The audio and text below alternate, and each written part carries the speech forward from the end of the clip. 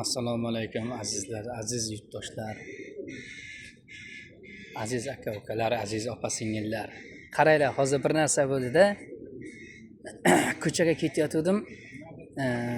Prosto prank holatida, prank qildik-da.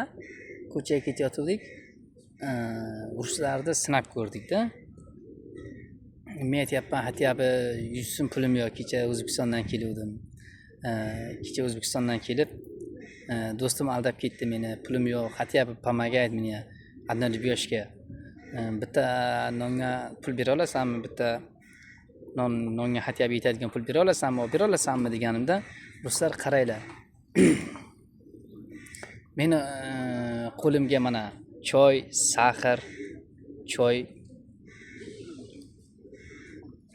choy berib, qo'limga 150 rubl berib, endi o'zimiz so'mga aytganga 30 ming, 35 ming pul bo'ladi. Pulni berib ketyapti. Endi qaranglar, ruslarda ham yaxshi bo'ladi. Hammasi bir xil emas.